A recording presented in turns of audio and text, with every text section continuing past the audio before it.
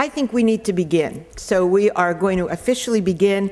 I want to welcome you all and say good afternoon to everyone. I hope you'll say that back to me. Good afternoon. I'm Linda Bash. I'm president of the National Council for Research on Women. As many of you know, we're a network of 120 women's research, policy, and advocacy centers working to advance women and girls at every level of the economy and society, nationally and globally. And this is the official opening of our annual conference, even though we've had pre-conference meetings all day, which have been very inspiring and exciting. And what we're going to do is I have some welcoming remarks that I'd like to give to all of you to set the context a bit for the conference, and then I'm going to introduce you to a couple of other speakers who will welcome you, and then we'll move right into this very impressive opening plenary. But I want us to move quickly. And I really want to thank the Center for the Study of Women and Society here at the CUNY Graduate Center. They're a very important member center for the Council. We've done a lot of collaborative projects together, particularly our Human Security Project. I especially want to thank Ann Humphreys, the director, and Elizabeth Small, the associate director, and you'll hear from Ann in a little bit.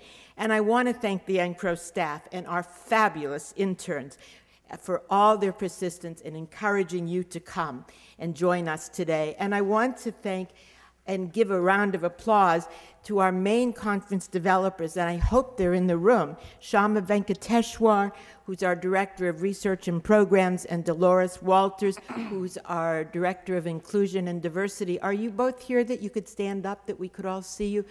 Great.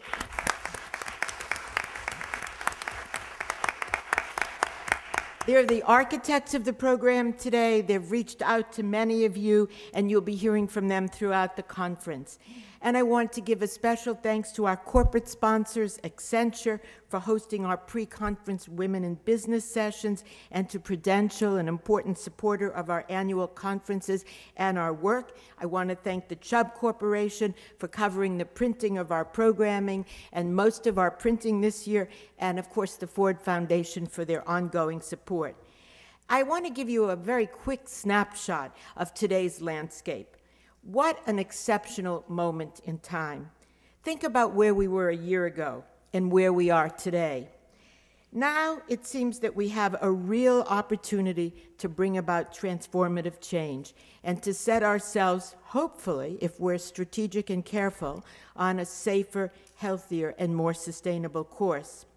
For many of us in the women's research and policy communities, this moment is long overdue. Beginning with the budget cuts of the 80s, we've witnessed a steady erosion of basic services and relentless impasse over social safety nets, such as living wages, paid leave, affordable child and elder care, and universal health care.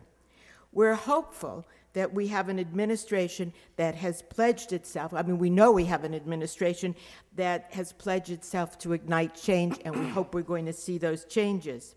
And we're also excited about a number of women who have been moved into key positions.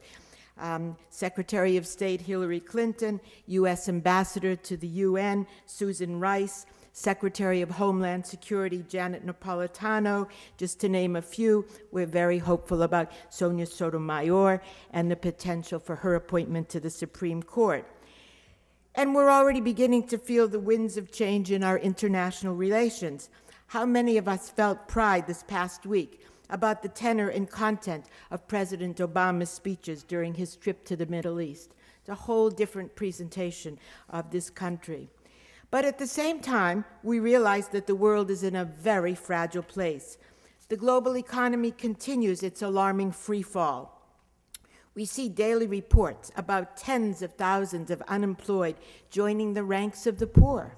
The World Bank estimates that globally, in 2009, more than 100 million more people will fall into extreme poverty, earning less than $2 a day.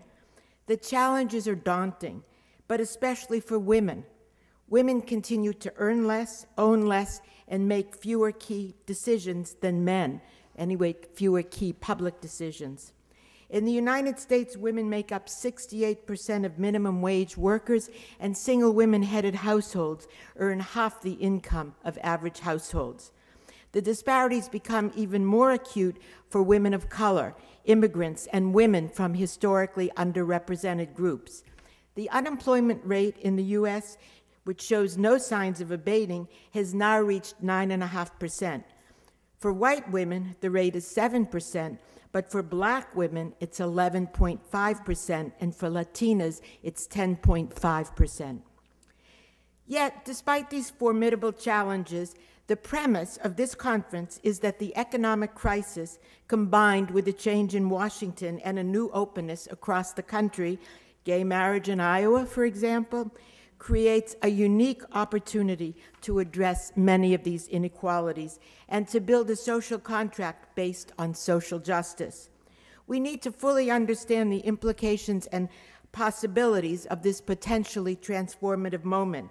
We need to think in new ways and develop new strategies.